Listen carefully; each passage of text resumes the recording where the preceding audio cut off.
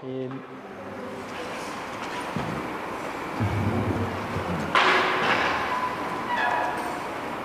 Alhamdulillah wassalatu wassalamu ala Rasulillah wa ala alihi wa ashabihi wa mawalaha amma ba'du.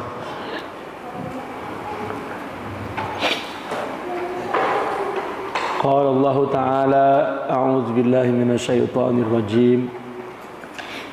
Atamuruna an-nasa bil birri wa tansawna anfusakum wa antum tatluna al-kitaba afala ta'qilun. Wasta'inu bis-sabri was-salah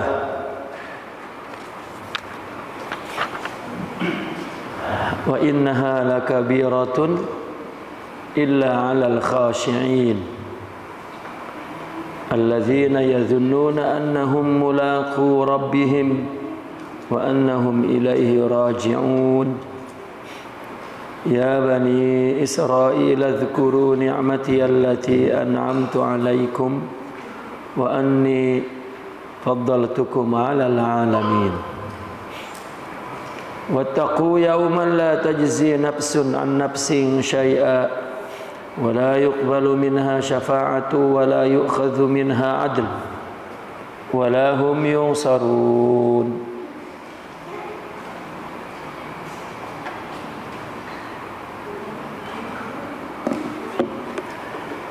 Atamuruna an-nasa bil birri wa tansawna anfusakum wa antum tatluna al-kitab afala ta'qilun.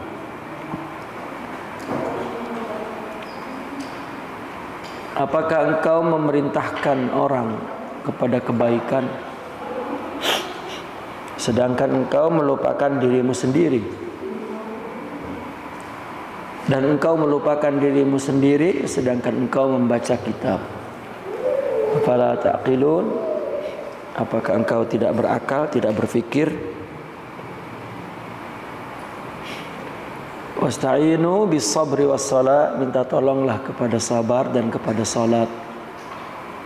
Wa innaha, dan sesungguhnya salat, lakabirah, itu besar.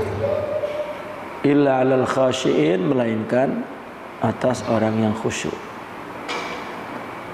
Orang yang khusyuk adalah alladzina yadhunnuna annahum, orang yang menyangka bahwasanya mereka mulaqu rabbihim, akan bertemu kepada Tuhan mereka. Wa annahum ilaihi raji'un, dan sungguhnya mereka kepada Allah lah mereka kembali. Wahai Bani Israel, ingatlah nikmatku yang telah aku berikan nikmat itu kepadamu, dan sesungguhnya aku telah mengutamakan kalian atas alam ini. Wattaqu, dan takutlah, yauman, kepada satu hari, la tajzi nafsun an nafs, tidak dapat satu jiwa membela satu jiwa yang lain sedikit pun. Wala yuqbalu minha syafa'ah, dan tidak juga diterima oleh Allah itu ya syafaat. Ya, syafaat adalah pertolongan. Wala yu'khadhu minha 'adl, dan tidak juga diambil tebusan padanya. Wala hum yunsarun, dan tidaklah mereka itu akan ditolong.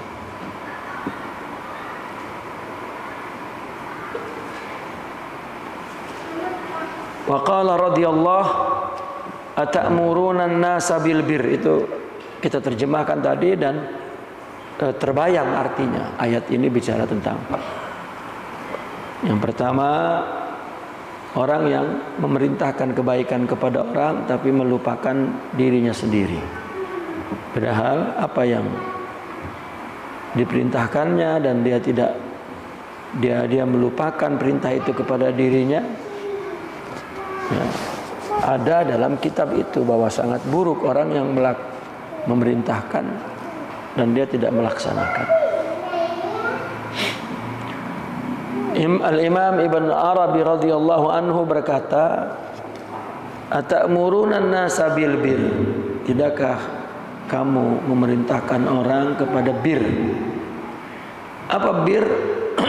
Huwal fi'lul jamil, alladzi huwa al-fi'lul jamil. Ya, perbuatan yang indah, perbuatan yang baik. Al-mujibu, yang membawa lisafail qalbi, kejernihan hati, kebersihan hati. Amal-amal yang indah, amal-amal yang baik itu membawa kepada kejernihan hati. Wa zakain nafs az-zaid minha bitanawur, dan mensucikan nafs, mensucikan nafs. Az-zaid minha, yang semakin suci daripada nafs itu. Az-zaid yani zaiduz zakat, yang bertambah, yang semakin bitanawur, dengan mendapatkan cahaya. Artinya memerintahkan kebaikan itu menerangi, ya, menerangi jiwa orang agar semakin bersih. Wa tansawna anfusakum, sedangkan kamu melupakan dirimu. Artinya afala taf'aluna ma tartaquna bihi irtaqqa yartaquna bihi min maqamin tajalla min maqamin tajallal af'al tajalli min maqami tajallil af'al ila tajallis sifat. Ya. Apakah engkau melakukan sesuatu yang membuat kamu meningkat, ya, tartaquna bihi, yang kamu meningkat bihi dengan sesuatu, artinya engkau melakukan sesuatu yang membuat kamu meningkat dari maqam tajalli fi'il kepada maqam tajalli sifat. Ya. Wa antum tatluna, sedangkan engkau membaca Alkitab. Ini tafsir Isarinya, bukan kitab artinya Al-Quran, tetapi kitab fitratikum. Kitab di sini adalah diri maksudnya, atau tulisan catatan tentang dirimu. Maka kitab fitratikum alladzi ya'murukum, yang kitab itu memerintahkanmu untuk mengikuti bittibai Muhammadin fi dinihi, untuk mengikuti Sayyidina Muhammad di dalam agamanya. As-salik bikum, yang membawamu. As-salik itu yang Nabi berjalan membawa kamu. Salakabi itu, ya, menjalankanmu, artinya membawa kamu berjalan sabila tauhid, di jalan tauhid. Afala ta'qilun, apakah engkau tidak berpikir? Ini ta'yirun baligh. Apa ta'yir itu? Aib, ya, ta'yir, mencela yang bersifat sangat mencela, balik, berlebihan. Wa tahyij, ya, dan juga tahyij.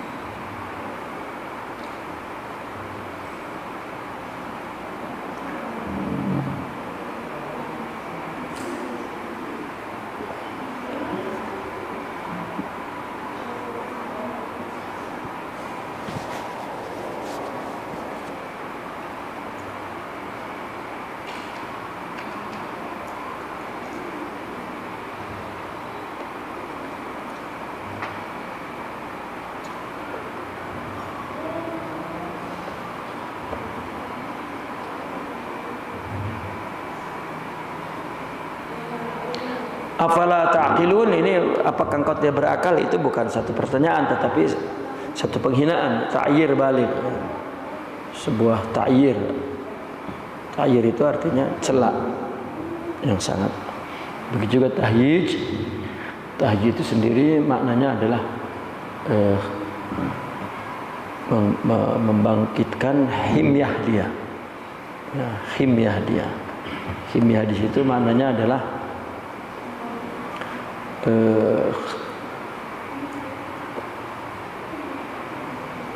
kesombongan, kekasaran. Ya, itu tahyij, menggoncangkan ya, keangkuhan dia, al-anafah. Ya.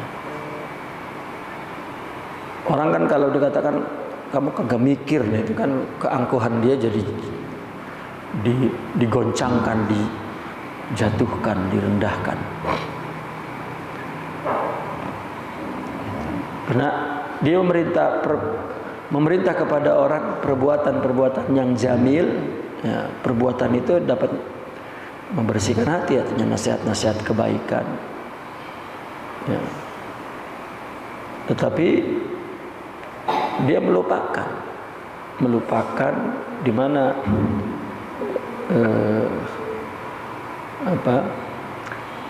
perbuatan orang jika melakukan ya, itu adalah orang akan irtiqa, akan meningkat dari tajalli fi'il kepada tajalli sifat. Kita berbuat itu untuk membangun sifat. Seperti orang berusaha untuk mempunyai sifat dermawan, maka dia mencoba untuk mendapatkan sifat dengan melakukan pemberian.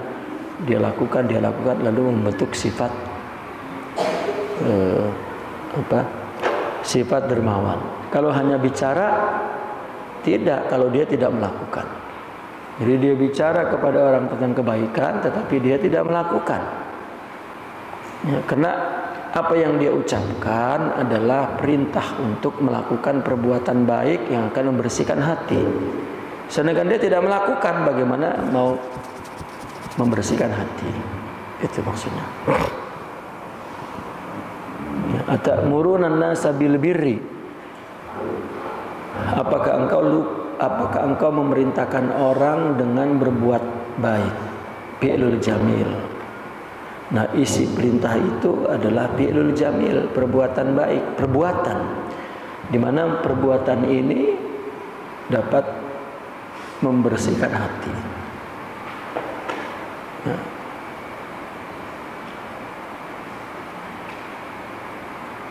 di dalam di dalam tasawuf memandang bahwa kalau kita ingin membersihkan hati ya dengan perbuatan, dengan amal ibadah. Ya, kalau realnya ibadah yang dilakukan karena Allah. Itu manhaj dalam tasawuf. Ketika di dalam tasawuf ada perintah melakukan kebaikan, maka kebaikan itu, perbuatan baik itu mesti karena Allah, karena konsep tasawuf bagaimana membuat hati itu bersih. Gitu. Ya, membuat hati itu bersih. Bukan orang itu tapa 40 hari ya. Duduknya begini, tangannya begini. Bersih, tidak. Ya, itu di dalam tasawuf bagaimana untuk membangun safaul qalb, membersihkan hati dengan berbuat. Gitu. Dengan melaksanakan syariah itu bukan berbuat namanya. Ya salat, puasa, ya haji, ya zakat. Ya berbuat baik kepada apa yang diperintahkan oleh Allah. Ya, sesama kita dan hubungannya ya sesama manusia. Itu namanya perbuatan yang jika dilakukan karena Allah akan membersihkan hati. Kan tasawuf katanya tazkiyatun nafas. Orang menyangka dengan illallah la ilaha illallah Allah Allah Allah terus hati bersih. Tidak. Zikir yang dilakukan itu sebetulnya memberikan menghapus keruh, kotoran yang ditinggalkan, yang kotoran yang membekas dari perbuatan di pikiran itu. Kita susah fokus kepada Allah, itu kan kotor pikiran itu dibuang dengan zikir. Ya. Karena zikir itu dengan lidah itu juga perbuatan. Ya. Iya, orang berzikir mau 2 juta satu hari satu malam, illallah la ilaha illallah, ini perbuatan. Dengan menggerakkan lidah ini, ya, kalau tasawuf menyebutnya hijab. Hijab itu kan satu asar, kesan dari perbuatan buruk, ya, dari perbuatan buruk. Itu yang membuat tidak jernih pikiran itu. Ya, maka dengan zikir, ya, menjadi bersih. Maka kita tidak bisa, misalnya kita mau berzikir, kita di majlis zikir, ada orang zikir illallah la ilaha illallah, kita diam dalam hati, nggak jadi, karena nggak ada perbuatannya. Dimana perbuatan itu dapat membersihkan hati. Jadi mesti menggunakan anggota tubuh itu perbuatan. Lidah adalah anggota tubuh. Illallah la ilaha illallah la ilaha illallah la ilaha. Dimaksudkan untuk membersihkan hati, mulai dari kesan yang melengket dalam pikiran itu seperti tidak konsentrasi, tidak susah untuk ingat, banyak banget pikiran macam-macam, itu kan asar daripada dosa. Maka zikir itu dapat membersihkan hati. Dan yang paling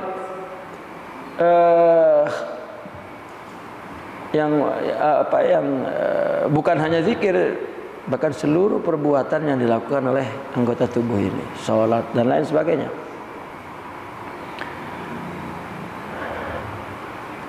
Namun orang yang menyuruh kebaikan, dia lupa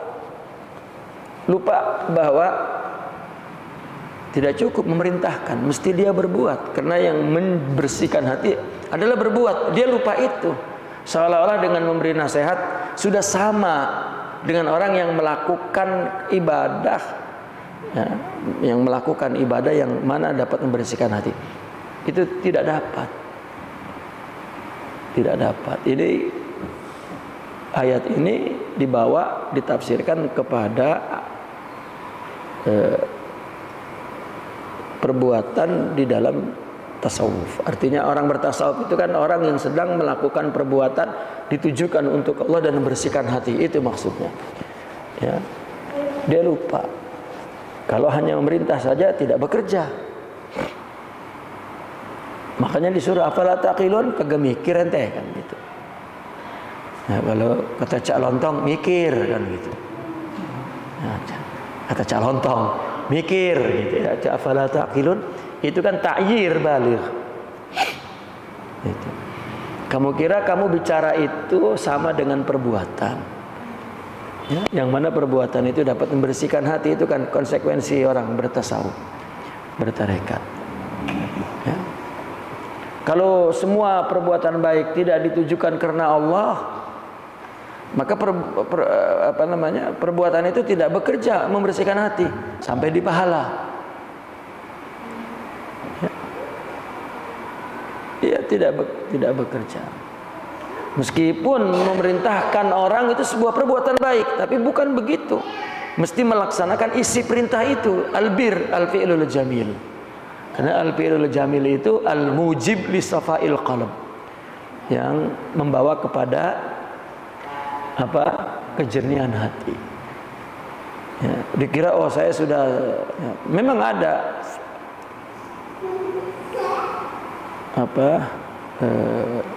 ad-dalu 'alal khair kafa'ilih, kan itu ada satu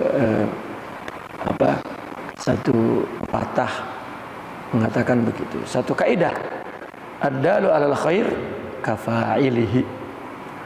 Ya, yang menunjukkan jalan kebaikan sama dengan orang yang melakukannya. Ini pahala.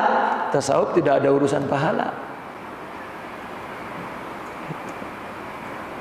Nah, kalau cuma ad-dalu 'alal khair kafa'ili itu pahalanya.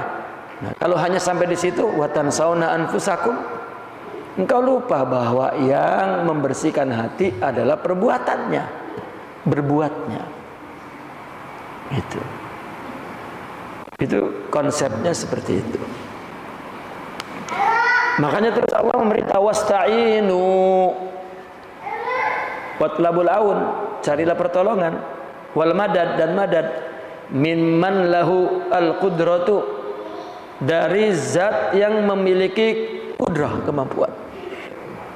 Kita kan kalau minta tolong yang punya kemampuan.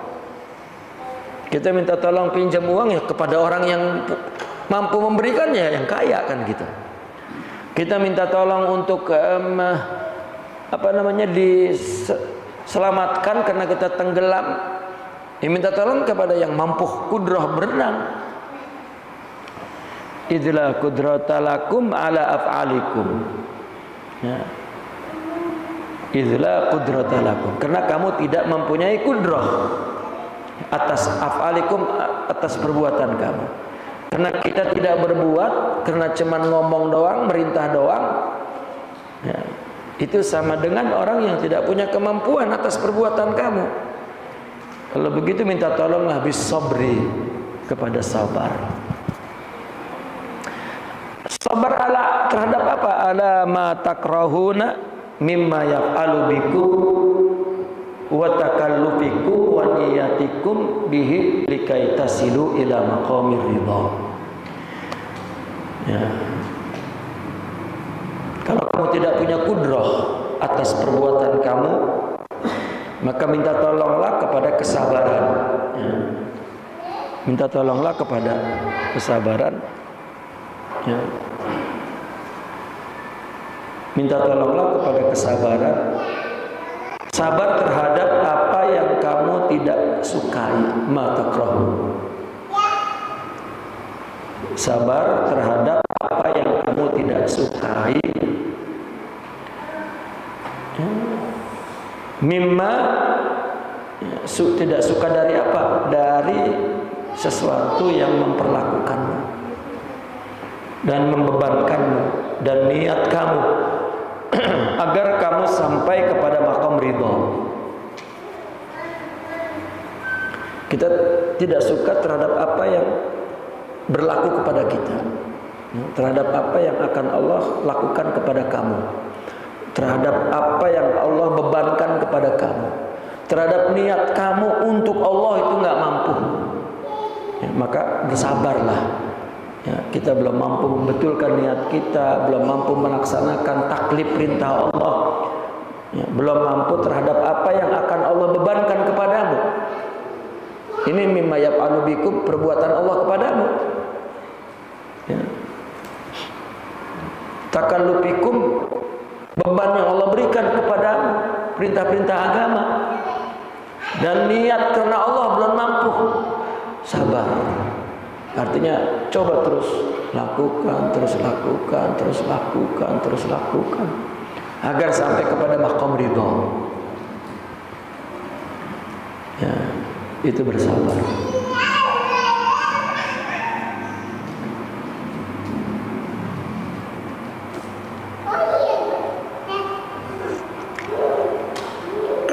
Kenapa seseorang ketika misalnya orang punya ilmu,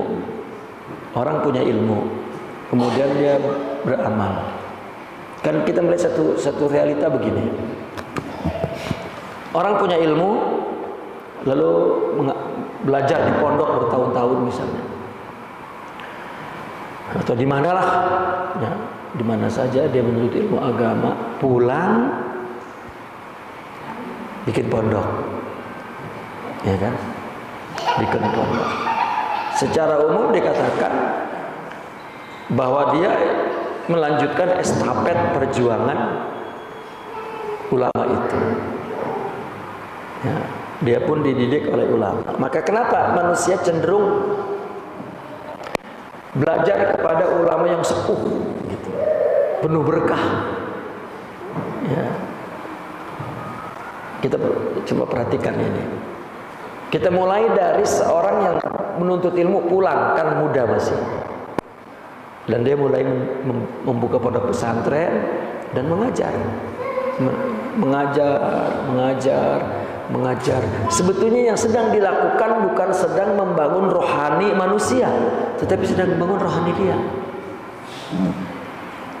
Maka mungkin pada permulaannya tidak menciptakan apa-apa. Yang tercipta adalah manusia ruhiyah dia sendiri, ya, belum membangun orang lain. Nah, maka dia berbuat, karena berbuat itu kan membangun ruhiyah, sifat tadi. Sifat itu kan rohani. Ya, dia mengajar bertahun-tahun, 10 tahun, 20 tahun, 30 tahun, 40 tahun, 50 tahun. Lama-lama dia jadi itu ruhiyahnya. Di akhir jadi baru dia mewariskannya kepada orang lain. Itu kenapa kecenderungan orang belajar dulu itu kepada cari kiai yang tua. Karena dia membuka pondok pesantren baru punya ilmu dan terus dia makan. Belum amalnya belum ada, belum mampu membangun ruhiyah. Berbeda jika seorang berapapun umurnya dia telah punya ruhiyah itu, kemudian mentarbiyah, mengajar, taklim, tarbiyah jadi terus, karena memang sudah jadi. Ya. Jangankan begitu, pengalaman mengajar aja. Saya pernah waktu pertama kali saya ke Banten, saya ziarah kepada satu pondok. Ketika saya baru mulai beberapa hari tinggal di Banten, saya keliling ziarah ulama-ulama tua di situ. Secara adab minta izin kepada makom ulama yang tua itu agar Allah meridhoinya. Jadi saya ziarah kepada ulama tua itu. Lalu saya bertanya, nasihati saya Kiai, saya minta nasihat bagaimana pengalaman Kiai mulai bikin pondok sampai besar. Dia cerita, ya, saya mulainya dari ngetrik, kalau kata orang kita dari kecil. Pertama kali saya bikin rumah aja. Saya bikin kamar di sebelah rumah saya, ada santri di situ 2-3 orang. Terus bertambah 5 orang, 10 orang. Saya bikin lagi kamar lagi, saya bikin itu, rumah saya udah ini berisik kan tiap hari. Rupanya tetangga keberisikan. Akhirnya Allah mungkin kasih rezeki dia bilang sama saya, "Kiai, saya wakaf pindah rumah saya." Ya, mungkin dia pindah, lega tuh pondok. Lama-lama Allah ngasih rezeki, saya beli di sebelahnya. Ya, jadi sebesar ini, seluas ini. Karena saya memang memulai dari awal. Makanya ente kalau mau membuka pesantren, mulai dari awal. Itu nasihat itu adalah seperti yang saya gambarkan tadi itu. Lalu dia bilang, karena kalau nggak ngetik dari awal terus tiba-tiba udah jadi, nggak bisa. Karena Allah tidak dapat memberi langsung, melalui proses dulu, dia bilang gitu. Nah, saya begitu udah besar, anak saya pergi mondok, ya. Lalu ada orang tiba-tiba datang ke saya, dia mempunyai tanah dan dia akan membuat bangunan pondok lengkap seperti pondok yang saya pimpin 30 tahun. Lengkap sudah, bahkan lebih bagus, mewah. Jadi saya minta anak saya yang baru pulang mondok untuk memimpin di pondok itu. Itu santrinya gak nambah-nambah. Orang masih pengennya ke sini. Sampai akhirnya udahlah saya kasih nih santri saya 200 ke sono. Bukan nambah malah surut.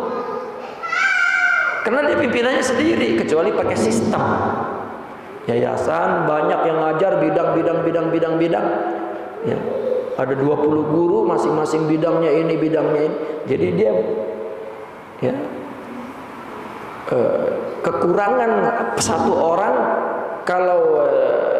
kalau dilengkapi dengan 20 orang yang masing-masing mempunyai kekurangan, tapi 20 orang maka menjadi satu jiwa rohani yang sempurna. Itu boleh jadi. Saya cuman nggak jawab gitu.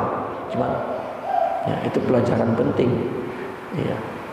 Itu bangkrut, minta ditukar, katanya saya disuruh di sana di sini. Nggak bisa. Orang tuh kudu dari nol dulu. Nah, balik dari situ saya berpikir, sebetulnya nggak perlu dari nol. Emang kalau mau jadi kiai sendiri kudu dari nol, itu prosesnya lama. Karena untuk menjadi seorang yang sempurna perlu masa lama. Tetapi kalau misalnya kita membuat pesantren, kita undang 30 orang yang pakar. Katakanlah ketakwaan setiap orang ini, katakan rohaninya setiap orang hanya 5%. Nah kalau 30 orang kali 5 berapa? Dan mampu menciptakan generasi yang baik. Artinya bareng-bareng. Kalau memang tidak ada yang sempurna. Gitu. Dari keterangan itu keterangan yang jujur dari seorang ulama yang punya tajribah pengalaman. Di dalam tasawuf juga dikatakan, kalau kamu tidak menjumpai orang yang sempurna, artinya akalnya sempurna, penuh ilmu, rohaninya sempurna, ada wilayah, ya, ada ma'rifah. Cukup, nggak perlu punya guru banyak, belajar semua dengan dia, jadi orang alim dan arif. Tapi jika tidak jumpa, maka kita mesti punya banyak guru. Ya. Punya 50 guru misalnya. Setiap guru mungkin punya sifat baik satu. Makom ada di sisi Allah satu. Nah kalau 50, no, udah 50. Sama dengan seorang yang mursyidul kamil. Artinya jika seorang yang kemudian membuka pesantren dan dia sudah kamil aqluhu wa ilmuhu wa muru'atuh, seperti yang dalam kitab Muqaddimat Tasawuf dijelaskan ciri-ciri seorang kamil. Hari itu dia buka, kemudian besok sudah mewariskan kepada guru, kepada orang-orang yang mengikuti dia secara total. Sebetulnya itu ya. Jadi perbuatan yang dilakukan karena Allah, amal ibadah itu terus membangun rohani. Maka dalam ayat itu ngomong aja nggak bisa, ente lupa. Ya. Kalau hanya perbuatan ngomong nggak bisa, ente harus melaksanakan apa yang ente omong agar membangun rohani. Atamuruna nasa bil birri wa tansawna anfusakum wa antum tatlunal kitab, dan engkau kan membaca kitab, artinya kitab fitrah, kitab rohani yang diperintahkan untuk mengikuti Rasulullah dalam agamanya, yang Rasulullah lah membawa kepada jalan tauhid. Artinya akhlak Rasulullah ya, itu kita warisi, itu jalan tauhid siratal mustaqim. Bukan berilmu ya, itu jalan tauhid tidak, tetapi ya, membangun rohani itu jalan tauhid. Emang jalan tauhid di mana? Ya. Jalan nomor berapa? Bukan. Jalan tauhid itu adalah membangun rohani penuh dengan sifat-sifat mulia, itu akan bertauhid. Contohnya Rasulullah, kita mengikuti Nabi bukan hanya mengikuti perbuatannya, mengikuti agar memiliki jiwa seperti Rasulullah, itu jalan tauhid. Jadi kan tafsiran-tafsiran sufi. Ya. Karena tafsiran di luar ini adalah tafsiran alfaz. Atamuruna nas, apakah engkau merintah? Ay, misalnya yahussunahum, ay mendorong mereka, yasrah lakum, menerang.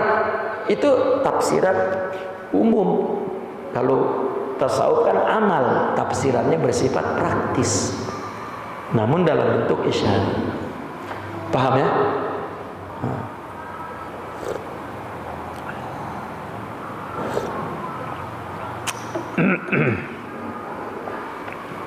Makanya kalau begitu kamu mesti bersabar. Wasta'inu bis sabri.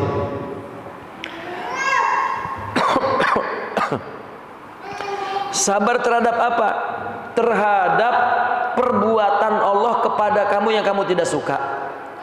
Mungkin Allah mengujimu, Allah yaf'alu bikum, perbuatan Allah kepadamu yang kamu tidak suka, takrahuna mimma yaf'alu bikum.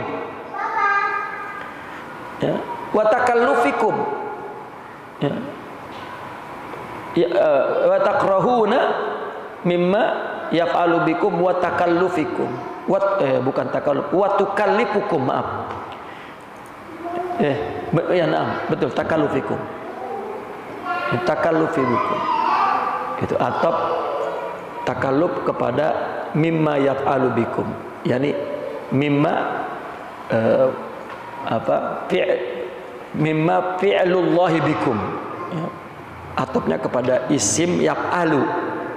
Ya, yaf'alu bikum artinya Allah melakukan kepadamu. Fi'lullahi au af'alullahi bikum.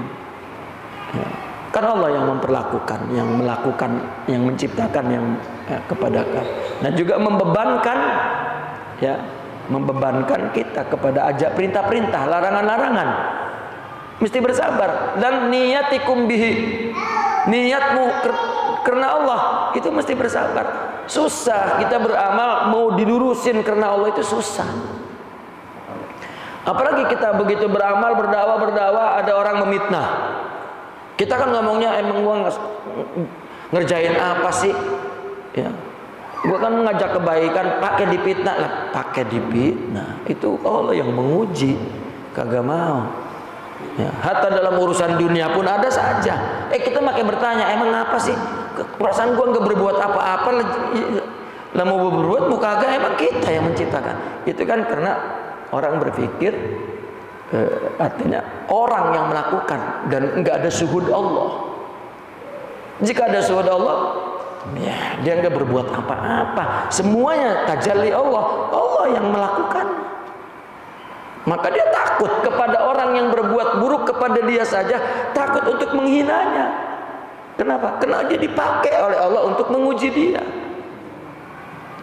Kan itu sebab mulia. Lihat kenapa Rasulullah begitu sabar menghadapi orang yang merendahkannya, menghinanya. Karena Rasulullah tidak melihat kekuatan apapun, melainkan Allah. Kalau bukan itu, jiwanya tetap aja ada sisa kebencian. Ada sisa kebencian.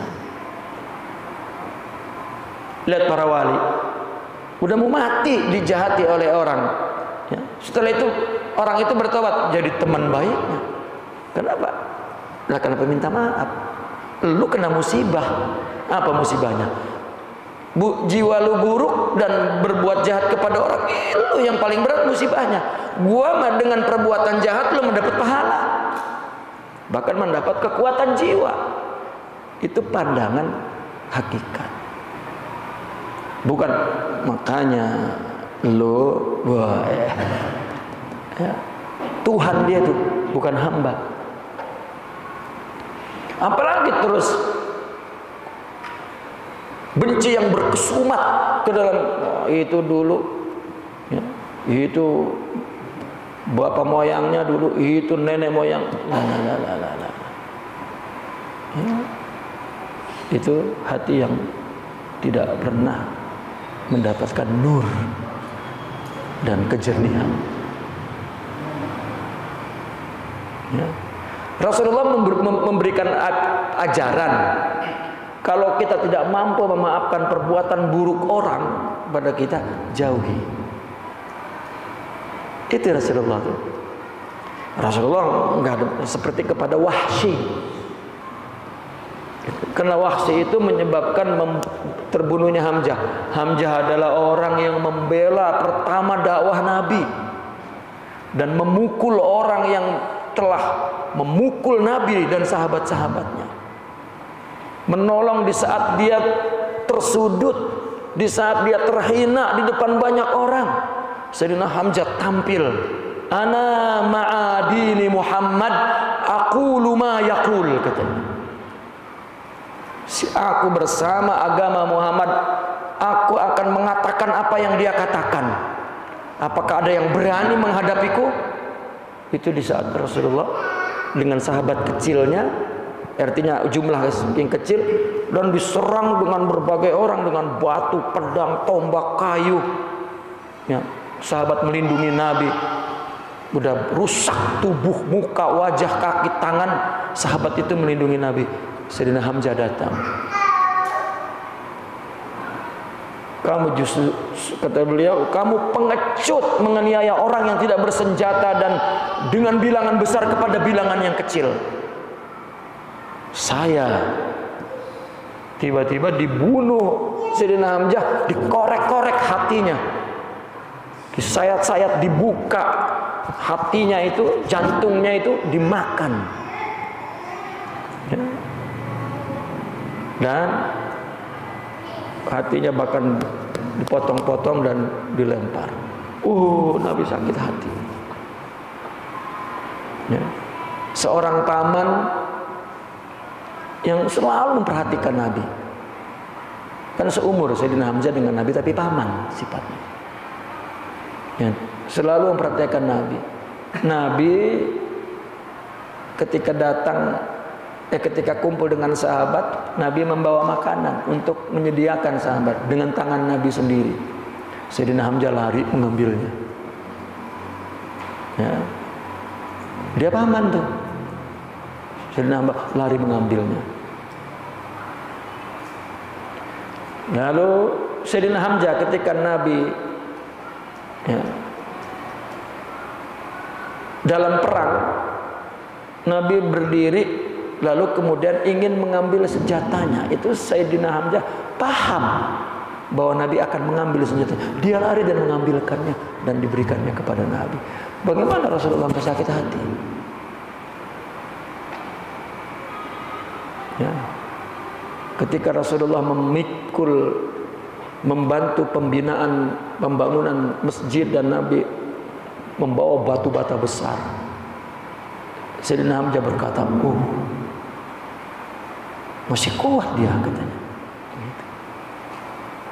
Padahal Sayyidina Hamzah sedang membawa batu yang besar juga. Karena dia ingin membantu, sama-sama bawa, jadi kuat dia, katanya. Lah kata sahabatnya ditanya, emang umur ente sama umur dia emang jauh? Iya sih. Gitu. Artinya gua aja kuat, nanti juga sama, emang tua apa dia, gitu. Cuman ya, dia memandang karena itu Nabi, jadi seolah-olah udah nggak boleh ngapa-ngapain. Itu Sayyidina Hamzah. Ya, khadum, ya, khidmah, begitu kuat kepada Nabi. Dianggapnya Nabi nggak bisa apa-apa. Akhirnya ditanya sama sahabatnya, emang umurnya tuaan mana? Iya ya, tuan saya dikit. Gitu. Lah masih kuat dia. Gitu. Maka apa Nabi kepada Wahsy? Ya. Aku ampunkan engkau, tapi bolehlah, bisa tidak engkau berada di tempat yang aku tidak melihat? Karena mungkin Nabi kalau melihat benci, nanti rusak kan? Gitu. Kalau Nabi, ya, itu tafsiran ulama. Tetapi secara tarbiyah, jika kita tidak mampu, maka itu, supaya hati tidak kotor.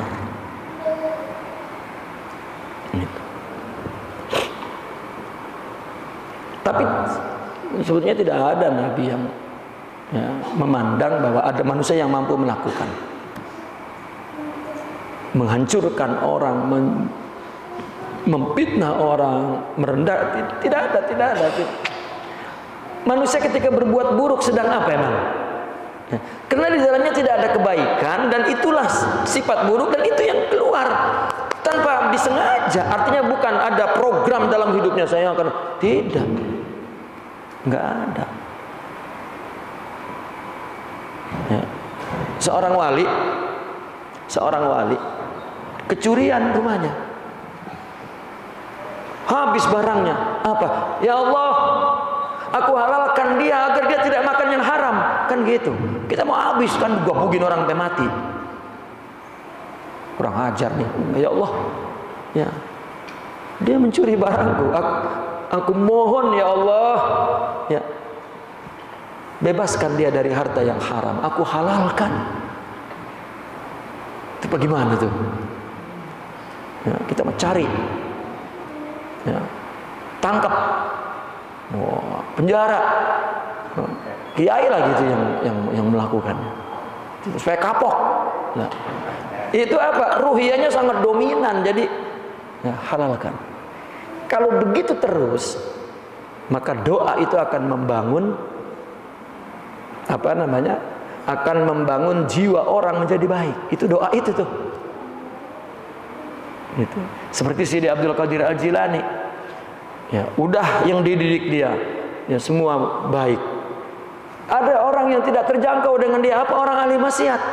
Ya Allah, jika ada amalku, ya Allah, ya Syekh Abdul Qadir Al-Jilani ngomongnya, jika ada amalku yang kau terima karena keikhlasanku untukmu, jika memang ada yang kau terima dan engkau akan balas berupa pahala, berikan kepada hambamu yang berdosa itu. Ya. Bagaimana ada orang seperti itu memandang ada orang jahat kepada dia? Itu mereka orang yang bebas dari selain Allah, merdeka dari selain Allah. Enggak ada itu. Lah kalau hidup penuh dengan ketakutan dan ya, memandang orang ada yang membencinya, ada yang jahat, itu sebetulnya jiwanya yang buruk. Apalagi seorang ya kiai ustad, dia berdakwah lalu ada orang yang bisa menghasut, pakai dia nanya, emang gua salahnya apa? Gua kan tiap hari, wah mantep bener. Lah emang gak ada Tuhan? Ya Allah ya Rabbi. Dikiranya manusia jahat itu adalah ciptaan Tuhan jahat. Kan akidahnya tidak jernih. Ya, kalau Tuhannya tunggal, siapa yang ya, mentajalikan semua itu, mengirodahkan, dan kudrohnya dari mana? Tanya aja iblis siapa yang bikin, gitu aja udah selesai. Nafsu siapa yang bikin, udah.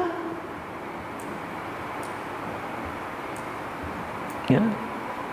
Maka kata dalam tafsiran Isyari Supinya, ayat ini memberikan isyarat kepada pembangunan rohani. Jika engkau hanya baru bisa bicara dan belum bisa mampu melakukan perbuatan, atamuruna an-nasa bil birri wa tansawna anfusakum, atau engkau lupa bahwasanya bicara itu tidak cukup sebagai perbuatan yang membangun kesucianmu, engkau mesti berbuat juga. Itu maksudnya atamuruna an-nasa bil birri wa tansawna anfusakum. Ya, kalau kata kiai dulu, ustad kiai itu seperti kenek, kata kiai dulu tuh. Ya, diceger kayak kenek. Ya. Plegadung, bukan kenek, apa calok ya. Plegadung udah naik, orang mau pergi, dia mah kagak pergi. Itu ketika menerjemahkan atamuruna nasal bir. Ya. Itu kiai itu dulu bacanya baca tafsir Al-Jalalain, bukan tafsir Ibnu Arabi. Tapi tafsirannya ke sana. Karena itu tafsiran tasawuf itu bukan tafsiran Ibnu Arabi wala syai', tafsiran rohani. Akan begitu pahamnya meskipun nggak baca kitab. Kita mah baru baca, kita baru paham. Dia tidak. Itu. Jadi beliau mengatakan kiai-kiai lain itu apa? Calok ya, bukan kenek. Kalau kenek mengikut. Itu yang kalau di terminal, ayo, begadung, udah penuh. Lah, lu kagak pergi? Lah kagak, gue ngajak doang. Nggak sampai kan gitu. Nah, kita kan rasanya kalau jadi ustadz udah ngajar, udah wah mantep bener. Orang yang disuruhnya berbuat, kita kagak. Lah bagaimana mau bersih hatinya? Itu, maka tadi saya membuat satu contoh.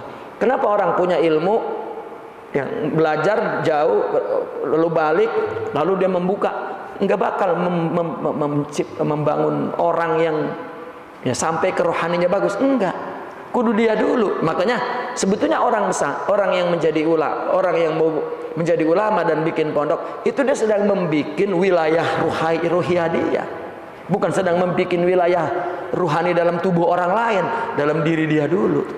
Maka nggak jadi berpuluh-puluh tahun. Ya, mestinya mesti bareng-bareng. Tidak bisa kalau tidak bareng-bareng. Itu yang artinya pendapat saya di kampung ini nggak bisa. Dulu kiai satu orang bener semua, nggak bisa. Kudu banyak orang bareng-bareng baru bisa bikin orang. Ya, artinya saya mengingatkan gitu, nggak bisa. Ya, karena kehilangan seorang yang kamil. Emang mudah, susah. Kita bikin dewek aja susah, apalagi bikin orang. Iya, bikin insaniyah ruhiyah kita aja susah dengan perbuatan ini. Bagaimana kita cuma ngomong doang bisa jadi? Tidak. Inilah maksud atamuruna an-nasa bil birri wa tansawna anfusakum wa antum tatluna. Sedangkan engkau kan tatluna, membaca, tahu, artinya melihat bahwa dirimu itu untuk contoh kepada Nabi itu susah. Afala ta'qilun? Mikir kan gitu. Afala ta'qilun? Mikir. Ya. Haikal. Minta kipas kan? Haikal, kipas ke sini.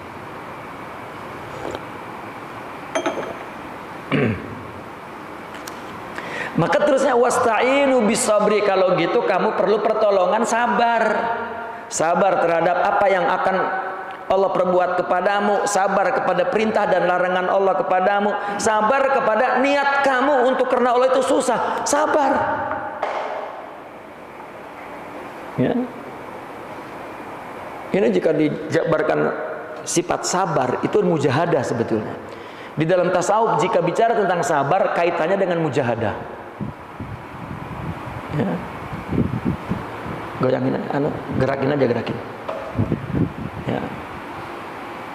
Jika bicara tentang sabar itu bicara tentang mujahadah. Begini, ini metodologi, artinya tasawuf jika diterangkan dalam bentuk ilmu. Ya. Kenapa torekot itu dikatakan tasawuf amal? Ya, saya tahun 2003, tahun 2002 ketika menulis buku tentang tarekat, apa judulnya ya? Apa judulnya? Rupanya ya saya ingin judulnya itu langsung memberikan gambaran tarekat itu apa. Ya, karena kita dipahami oleh guru bahwa tarekat itu adalah praktek amal. Akhirnya saya menulis At-Tasawuful Amali. Al-Fakir menulis kitab At-Tasawuful Amali itu tahun 2003. At-Tasawuful Amali. Itu tarekat maksudnya. Karena saya mau bilang tarekat takut orang alergi kan dengan kata tarekat gitu. Dan banyak ulama yang alergi. Maka saya tulis At-Tasawuful Amali. Karena pada prakteknya tarekat itu menjadikan ilmu tasawuf itu bukan hanya sebagai ilmu, tetapi ya diamalkan. Artinya syariat perintah Allah ini kita tujukan karena Allah. Jadi tarekat itu adalah bagaimana beramal karena Allah.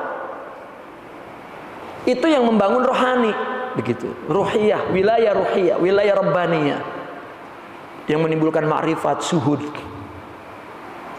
Itu. Jika tidak. Orang beramal berpuluh-puluh tahun, makanya kata kiai dulu, meskipun sholat 100 tahun tidak.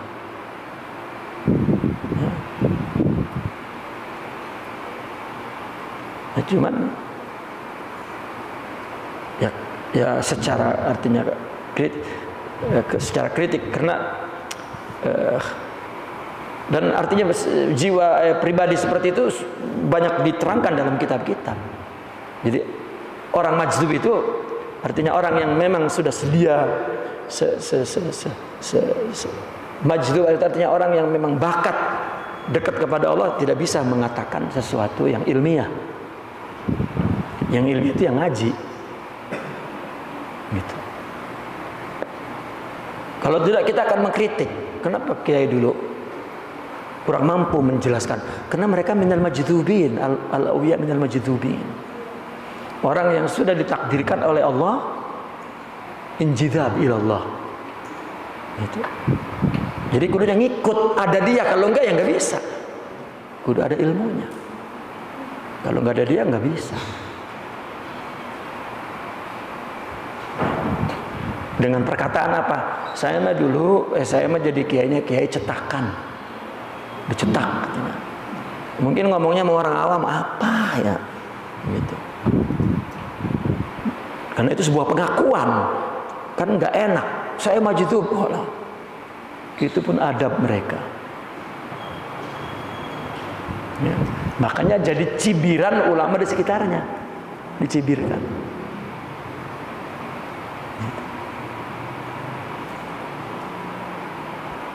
Dari dulu saya berpikir itu bagaimana menerjemahkan ya, keluar sebetulnya apa dan siapa mereka itu.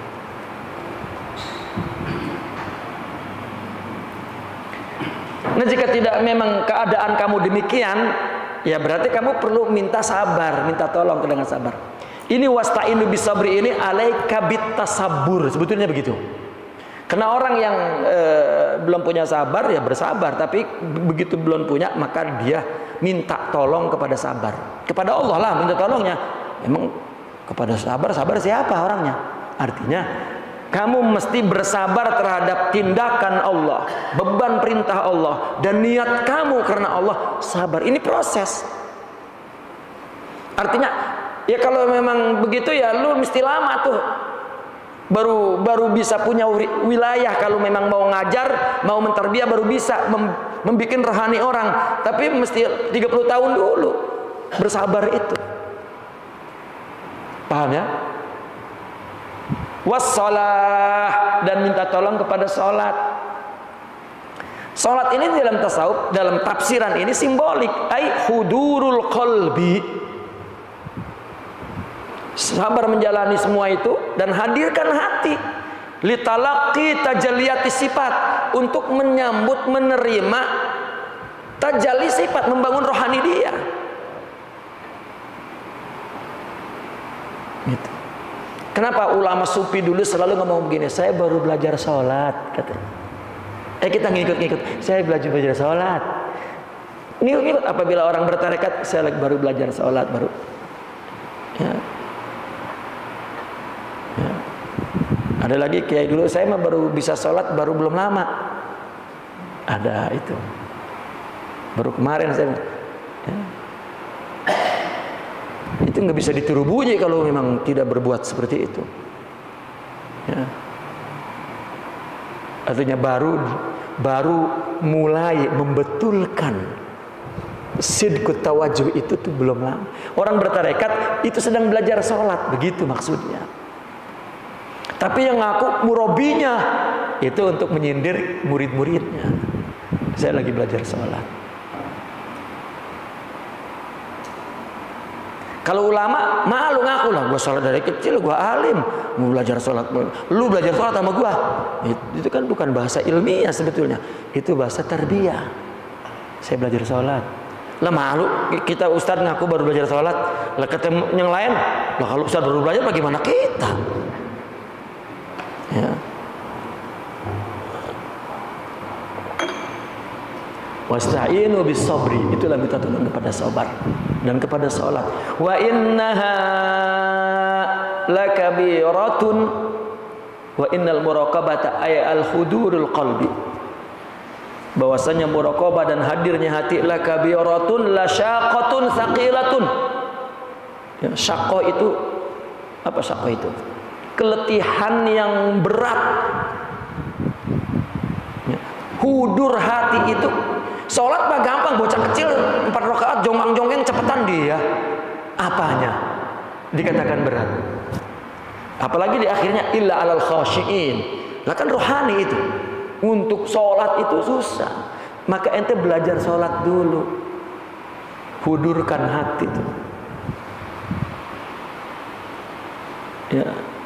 Illa alal khashiin, kecuali orang yang tunduk, ay ilmun kasiratu allayyinatu qulubuhum liqabuli anwarit tajalliyatil latifati wastila'i satawatit tajalliyatil qahriyah alladzina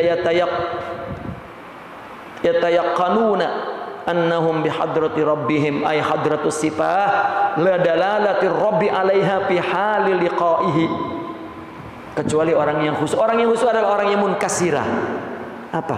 Yang selalu sedih. Munkasirah itu sudah istilah dalam tasawuf. Sedih karena ibadahnya kurang sempurna, kurang khusyuk. Ya Allah, sayang, itu sedih. Bukan sedih apa baik, bukan. Itu istilah dalam tasawuf. Makanya ada dalam hadis qudsi, ana indal munkasirati qulubuhum li ajli. Nah, munkasirah qulubuhum li ajli ini sudah diambil oleh orang sufi. Munkasirah tanpa menyebut li ajli juga maknanya udah munkasirah li qulubuhum li ajli. Yang hatinya hancur, kan sedih. Ya, karena Allah. Gitu. Bukan karena dunia, bukan karena dihina, bukan, tapi karena Allah, artinya karena kurang sempurna melakukan perintah Allah. Ya. Itulah yang munkasirah lainah hati mereka. Agar apa? Untuk apa? Untuk menerima cahaya tajalli yang halus itu. Untuk membangun rohani. Perbuatan memang secara filosofik, secara filosof, orang-orang filosof pun mengatakan berusaha terus nanti akan jadi. Tidak semudah itu. Itu dia mengambil perkataan yang diucapkan orang sufi, dikira itu sebuah pemahaman filosof, bukan. Dan wastilai sabwati tajalatil qahriyah, dan kekuasaan, istilah itu menguasai, ya, kekuasaan tajalli qahriyah. Ya. Jadi tajalli ada latifah. Latifah itu yang baik-baik, anwar, pahala, ya. Kalau qahriyah, ya, ujian dosa, kesusahan, itu qahriyah. Sama dengan jalal, jamal, gitu. Kan baik buruk dari Allah kan. Yang baik-baik itu latif, yang buruk-buruk itu qahr. Ya. Kita memandang musibah itu kan buruk karena kita nggak mau. Dosa juga buruk, syariat melarang. Tapi orang terjadi melakukan itu tajalli juga, tapi qahr. Nah, maka kita mampu menguasai kekuasaan tajalli qahr. Bagaimana tuh? Maka hati kita itu mesti inkisar. Nah, kecuali kalau hati yang sudah inkisar, maka hudur qalbi itu di sholat kayak dibukan kayak itu tidak berat. Ya. Karena hati yang munkasirah, allayyinatu qulubuhum, alladzina yatayaqqanuna, mereka yang meyakini bahwa mereka ada di depan Allah. Bagaimana para aulia itu bisa terjaga dari buruk sangka, terjaga dari memandang buruk orang, terjaga lalu memandang orang semua baik, kalau berbuat jahat pun itu dari Allah. Bagaimana mereka bisa punya pandangan itu? Karena mereka meyakini bahwa hidup dia itu di depan Allah terus. Itulah syuhud. Kalau kita mau udah jangan bawa Allah, ini antara kita lah, bagaimana ceritanya? Ya, jangan bawa Allah, ini antara kita aja. Tidak, mereka itu baina yadailah bihadrati rabbihim. Ya. Ngedengar omongan orang, oh sakit hati gua. Nah, mereka bukan sakit hati, malah yang keluar dari mulut mereka hikmah. Ya. Makin ditimpa musibah, makin keluar mutiara. Ditimpa, keluar mutiara. Itu.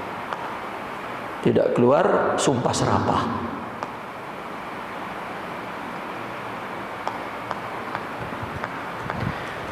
Apa hadrah rabbihim ay hadratis sifat, ya, yaitu hadrah sifat. Sifat-sifat Allah yang diturunkan ke rohani itu sifat Allah. Ya, karena hadrah sifat inilah yang menunjukkan Allah ya ke atas sifat itu. Bagaimana orang melihat bahwa segala sesuatu tunggal? Kita memiliki sifat-sifat dulu di dalam rohani ini yang Allah anugerahkan, Allah tajalikan. Sabar, syukur, ridha, wara, juhud, yakin. Baru itu akan menunjukkan kepada ketunggalan zat. Gitu. Kalau enggak bisa. Kalau hanya ilmu enggak bisa. Karena ilmu belum perbuatan. Karena yang membangun rohani perbuatan. Itulah tasawuf amali. Ya, berbuat karena Allah itu yang membangun ruhiyah. Ya, yang membangun maqamat, akhlak, anwar, asrar, sifat. Di sini beliau sifat istilahnya. Gitu. Baru orang bisa tauhid zat kalau sempurna. Kalau sifat Allah sudah tajalli di sini, dia akan melihat zat. Kenapa? Logikanya sifat berdiri di zat, nggak akan pergi kemana-mana. Kenapa kita jika terjadi sesuatu menghadapi perbuatan orang, pikiran kita berikan tuduhannya kepada kemana-mana karena memang tidak punya sifat Allah di sini, tidak punya maqamat. Ya, nggak bisa pergi ke Allah, dia akan pergi kepada selain Allah yang hakikatnya tidak ada. Kenapa? Karena memang dia tidak punya ya, kebaikan, khair, sifat mulia, tidak punya. Kalau punya, dia akan lari ke Allah karena Allah ada yang melakukannya.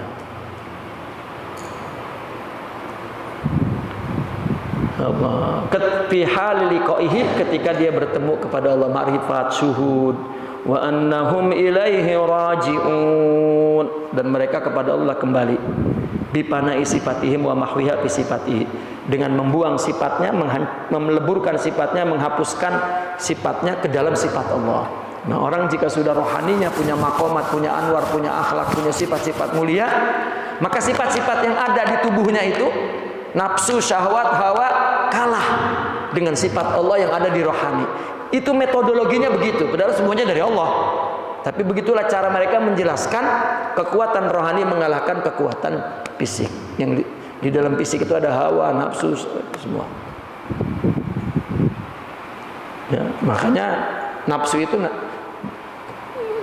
dari nafsu ammarah menjadi nafsu lawamah, seperti itu.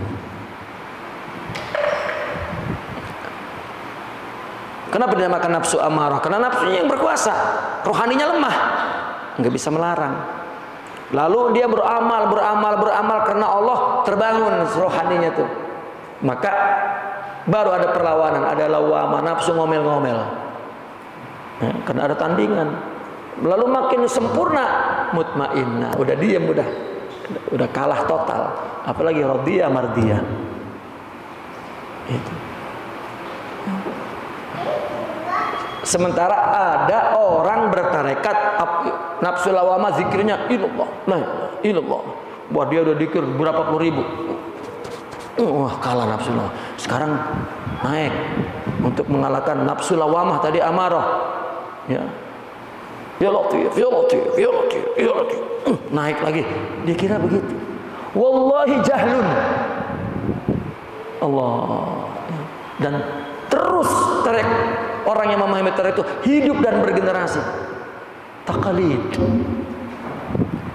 Ya. La yuntij. Tidak. Bukan. Ya. Allah. Mestinya seorang mursyid itu awal-awal udah ngomong dengan muridnya bahwa murabbi kita itu Allah. Saya dengan Anda sama-sama berdiri di depan Allah dan hatinya dipegang oleh Allah. Ya. Karena kalau begitu orang nggak percaya sama dia pengennya kan mendapat kepercayaan yang hebat. Maka akan buat klinik-klinik. Susah membuat orang itu jadi sidik, itu susah. Apalagi ya, diliputi, dibaluti dengan klinik. Bagaimana mau jadi sidik muridnya karena Allah? Karena banyak keinginan kepada selain Allah. Nggak bisa.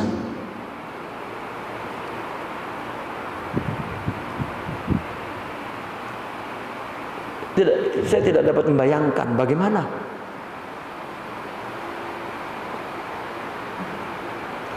Nah, mindset kita itu kalau melihat seorang mursyid sama kehidupannya sama kita hari-hari, enggak ada yang beda, ya, dia nggak bisa mengaguminya, memberi kepercayaannya total. Dia mesti melihat sesuatu yang aneh, ya. Kan Nabi Ibrahim tiba-tiba dilemparin ke api nggak mati baru, nggak bisa tetap. Udah begitu juga ngikutin susah karena nafsu, itu mah pikiran. Wah, kalau Allah kasih malaikat, apalagi malaikatnya nggak melakukan dosa sama sekali, repot ngikutinnya. Dia mau kencang buat larinya, saya mah seperti begitu. Nah, saya masih titah-titah, udah lari kencang banget, nggak bisa. Itu khayal. Ya. Itu sebab orang yang ingin Allah baru dia mencium bau khususiyah ruhiyah di dalam tubuh seseorang. Kalau enggak.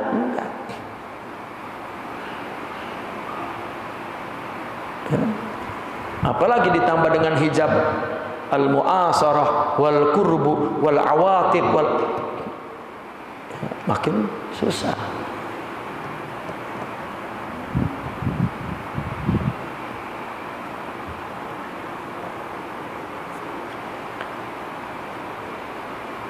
Karrar al-khitabu liyufida anna alladhi hadahum awalan wa latufa bihim wa fadalahum ala alami zamanihim al-mahjubina bil hidayah ila rabbil hijabil awal huwa alladhi yahdihim thaniyan fakama lam yarid bihim syarran fil hidayatil ula fakadzalika fi tsaniyah la yuridu fakama lam yurid bihim syarran fil hidayah fakadzalika fi tsaniyah la yuridu bihim illa khairah.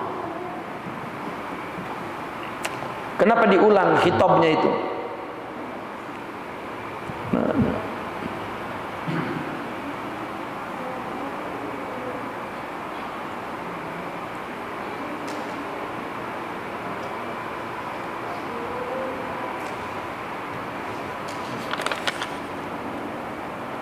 Di mana ada ulangannya?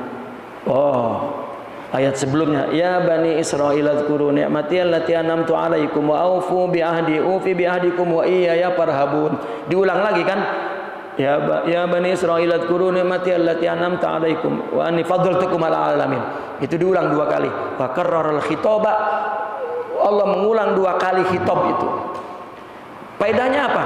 Bahwasanya yang memberikan petunjuk kepadamu yang pertama dan berlembut kepadamu dan mengutamakanmu kepada orang di atas alam ini, ya, yang di atas di 2 alam zaman mereka ini, yang awal dan yang pertama, artinya Yahudi dulu, Yahudi sekarang, yang terhijab dengan hidayah untuk dihilangkan hijab pertama, dia juga yang memberi hidayah yang kedua. Mau Yahudi dulu, Yahudi sekarang, Allah juga, gitu. Maka malamnya sebagaimana tidak membawa keburukan kepada mereka pada hidayah, tidak menginginkan kepada mereka keburukan dalam hidayah yang pertama, begitu juga yang kedua, Allah tidak menginginkan mereka kecuali kebaikan.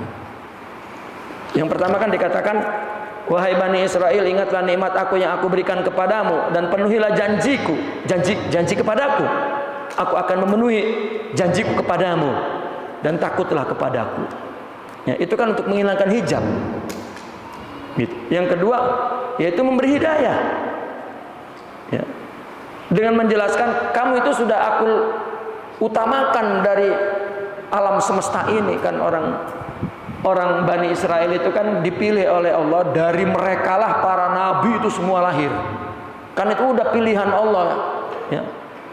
Itu maksudnya agar mereka mendapat hidayah, dan tidak ada maksud lain Allah itu kecuali kebaikan. Ya. Nah, maka tafsirnya itu adalah, ya, hijab pertama, hijab kedua bagi kita, ya, sifat-sifat keyahudian.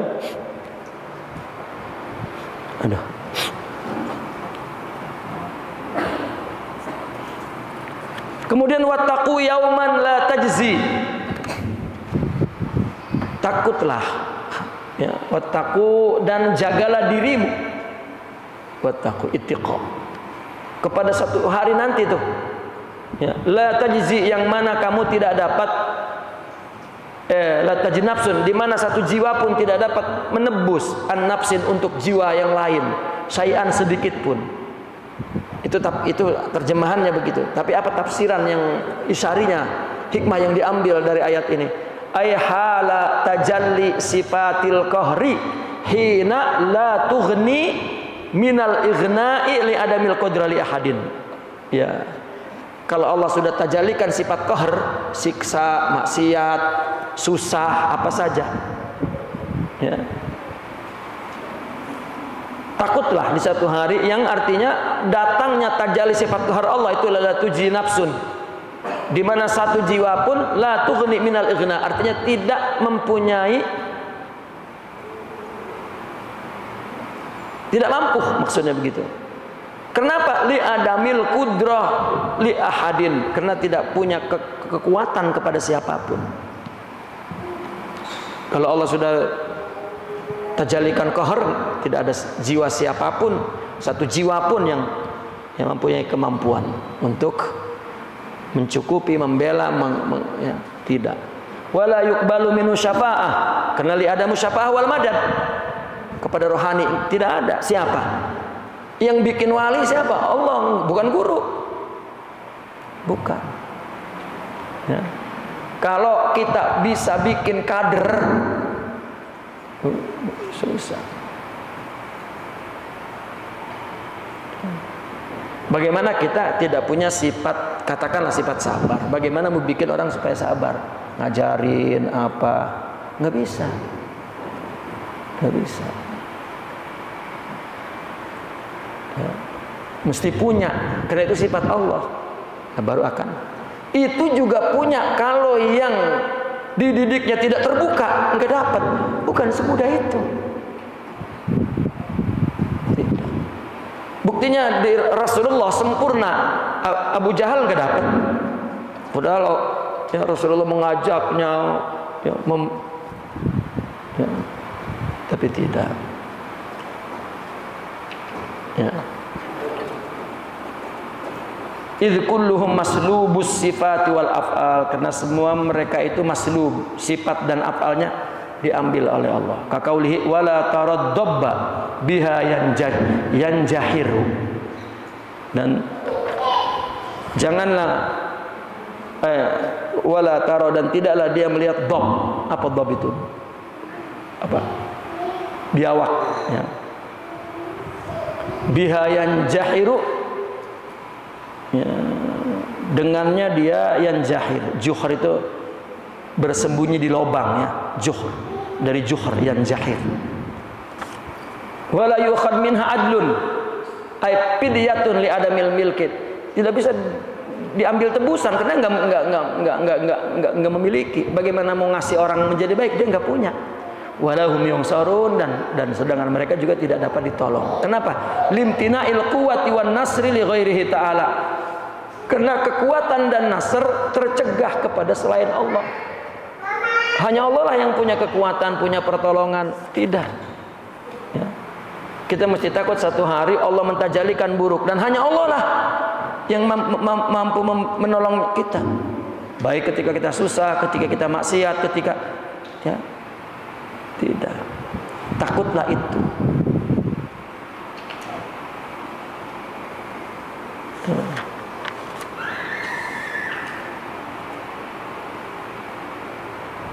Karena ini tafsirannya adalah tafsirus sufi, ya, tafsirus sufi. Ya, ini termasuk tafsir an-nadhari as-sufi. Ya, meskipun ada isyarinya. Tafsir sufi itu ada dua, ada tafsir an-nadhari as-sufi, ada tafsir al-isyari as-sufi. Ketika berbicara tentang teori dia tajalli, itu namanya teori tafsir sufi an-nadhari. Tapi ketika memberikan makna isyarahnya, ya, makna jauh bukan makna dekat, itu namanya tafsir isyari sufi. Naqifuna walhamdulillah, al-Fatihah.